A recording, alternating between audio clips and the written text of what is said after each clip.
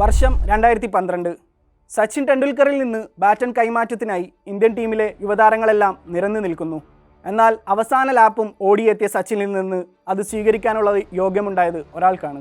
ക്ഷുഭിത യൗവനവുമായി Indian മധ്യനിരയിൽ കളിച്ചിരുന്ന വിരാട് കോഹ്ലിയായിരുന്നു ബാറ്റണിൻ്റെ മറ്റേ അറ്റത്ത്. ലോക ക്രിക്കറ്റ് പിന്നെ അയാളുടെ പ്ലേ ഗ്രൗണ്ടായിരുന്നു. സാധിക്കാവുന്നതെല്ലാം ആ ഡൽഹിക്കാരൻ വെട്ടിപ്പിടിച്ചു. ഇന്നിപ്പോൾ അയാൾ അവസാന ലാപ്പിലാണ്. Chase master, king of cricket, century machine, run machine, വിരാട്ടിനെ വിശേഷിപ്പിക്കുന്ന പേരുകളിൽ പ്രധാനപ്പെട്ടയാണിവ. ഇതൊന്നും ഒരു രാത്രി കൊണ്ടുണ്ടായതല്ല. ക്രിക്കറ്റിലെ 2 പതിറ്റാണ്ടോളം കളം നിറഞ്ഞ അദ്ദേഹത്തിന് ആരാധകരും ക്രിക്കറ്റ് ലോകവും നൽകിയ സ്നേഹസമ്മാനമാണ് ഇതെല്ലാം.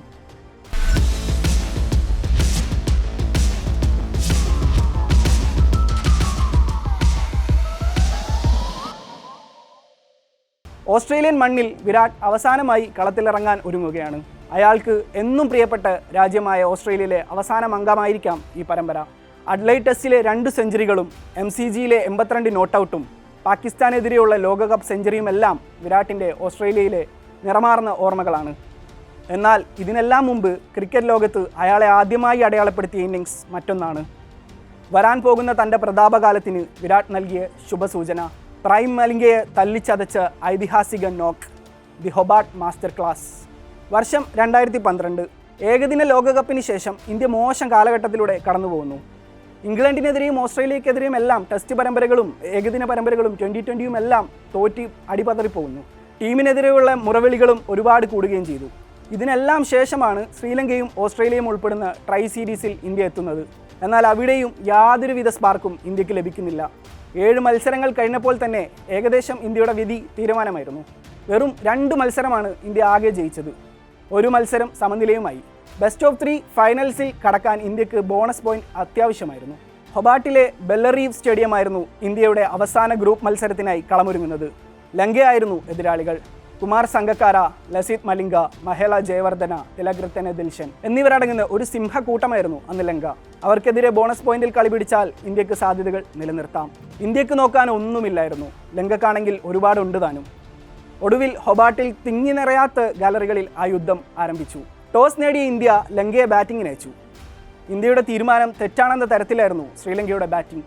സെഞ്ചുറിയുമായി തിലകൃത്തന ദിൽഷനും കുമാർ സംഗക്കാരയും കളം നിറഞ്ഞു. ടൂറിൽ ഉടനീളം ഉണ്ടായിരുന്ന ബോളിങ്ങിലെ മോശം ഫോം ഈ മത്സരത്തിലും ഇന്ത്യ തുടർന്നു. ഒടുവിൽ ലങ്കൻ ഇന്നിങ്സ് അവസാനിച്ചപ്പോൾ സ്കോർ 320. ഇന്ത്യക്ക് ബോണസ് പോയിന്റ് നേടാൻ സ്കോർ 40 ഓവറിനുള്ളിൽ മറികടക്കണം. അല്ലെങ്കിൽ പെട്ടിയുമെടുത്ത് നാട്ടിലേക്ക്. ഒന്നും നഷ്ടപ്പെടാനില്ലാത്ത ഇന്ത്യ അടിച്ചെടുക്കാൻ തന്നെ തീരുമാനിക്കുന്നു. പരമ്പരയിൽ ഉടനീളം പറ്റിയ കറകളെല്ലാം കഴുകിക്കളയണമെന്ന പോലെ. ബാറ്റിംഗ് ആരംഭിച്ചപ്പോൾ മുതൽ അത് പ്രകടമായിരുന്നു. തകർത്തടിച്ചുകൊണ്ട് സച്ചിൻ ടെണ്ടുൽക്കറും വീരേന്ദർ സേവാഗും തുടങ്ങിവെക്കുന്നു. ആദ്യ വിക്കറ്റിൽ 54 റൺസിൻ്റെ കൂട്ടുകെട്ട്. മൂന്നാമനായി എത്തിയ ഗൗതം ഗംഭീറും മോശമാക്കിയില്ല. സച്ചിനെ കൂട്ടുപിടിച്ച ഗംഭീറിൻ്റെ ഗംഭീരമായ അറ്റാക്കിംഗ്. ഒടുവിൽ 39 റൺസ് എടുത്ത സച്ചിൻ മടങ്ങിയപ്പോഴായിരുന്നു വിരാട് ഗ്രീസിലെത്തുന്നത്. അപ്പോൾ ഇന്ത്യൻ സ്കോർ ബോർഡിൽ 86 റൺസ്. നേരത്തെ പറഞ്ഞതുപോലെ സച്ചിൻ്റെ കയ്യിൽ നിന്നും ബാറ്റണുമായി എത്തിയ വിരാട് അന്ന് ചിലതൊക്കെ തീരുമാനിച്ചിരുന്നു. ലോകത്തിൻ്റെ മുന്നിൽ താൻ ആരാണെന്ന് വിളിച്ചോതാൻ അയാൾ സ്ഥിരം ശൈലിയിൽ ബാറ്റ് കറക്കി ക്രീസിൽ നിലയുറപ്പിച്ചു. ഗംഭീറുമായി ഒത്ത് ബൗണ്ടറികൾ പായിച്ച് അദ്ദേഹം സ്കോർ ബോർഡ് ചലിപ്പിച്ചു. 44-ാം പന്തിൽ അർദ്ധശതകം പൂർത്തിയാക്കുന്നു. പിന്നാലെ മികച്ച രീതിയിൽ ബാറ്റ് ചെയ്തിരുന്ന ഗംഭീർ 63 റൺസ് നേടി റണ്ണൌട്ടായി മടങ്ങി. സ്കോർ ബോർഡിൽ അപ്പോൾ 27.3 ഓവറിൽ 201 റൺസ്. അഞ്ചാമനായി വിരാടിനൊപ്പം സുരേഷ് റെയ്ന എത്തുമ്പോൾ ബോണസ് പോയിന്റോടെ ജയിക്കാൻ ഇന്ത്യക്ക് 75 പന്തിൽ 120 റൺസ് വേണമായിരുന്നു. കളി ഏത് ദിശയിലേക്കും മാറാവുന്ന ഒരു സാഹചര്യം. ഒരു വിക്കറ്റ് കൂടി നേടി കളി വരുതിയിലാക്കാം എന്നായിരുന്നു ലങ്ക കരുതിയിരുന്നത്. അതിനുവേണ്ടി അവരുടെ പ്രധാന ബോളർമാരെ എല്ലാം ബോളിംഗ് എൻഡിലേക്ക് കൊണ്ടുവരികയും ചെയ്തു. ഈ കണക്കുകൂട്ടലുകൾക്കെല്ലാം അപ്പുറമായിരുന്നു അന്ന് വിരാട്. ഒരു വെറിപൂണ്ട കാളയെപ്പോലെ അയാൾ ലങ്കൻ ബോളർമാരെ എല്ലാം കുത്തിമലർത്തി. 76-ാം പന്തിൽ വിരാട് സെഞ്ചുറിയും പൂർത്തിയാക്കി. വിരാടിൻ്റെ ബാറ്റിൻ്റെ ചൂടറിഞ്ഞതിൽ പ്രധാനി അന്നത്തെ ബാറ്റർമാരുടെ പേടി സ്വപ്നമായിരുന്ന മലിംഗയായിരുന്നു. യോർക്കർ ലെങ്ത് കണ്ടെത്താൻ നിരന്തരം ശ്രമിച്ച മലിംഗയുടെ പന്തുകളെല്ലാം ചെന്നവസാനിച്ചത് ബൗണ്ടറി ലൈനിലായിരുന്നു. അന്നത്തെ സൂപ്പർ താരമായ മലിംഗയെ ഒരു ഓവറിൽ 4 ഫോറും 1 സിക്സറും ഉൾപ്പെടെ 24 റൺസാണ് വിരാട് അന്ന് അടിച്ചുകൂട്ടിയത്.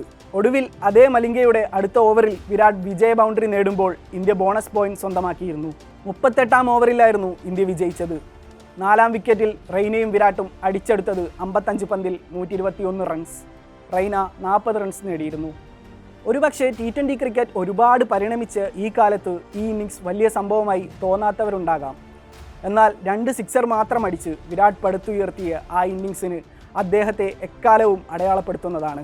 86 പന്തിൽ നിന്ന് 16 മനോഹര ഫോറുകളും 2 സിക്സറുകളും ഉൾപ്പെടെ വേട്ട ആരംഭിച്ച് വിരാട്ടിൻ്റെ വിശ്വവിഖ്യാതമായ മാസ്റ്റർ ക്ലാസ്.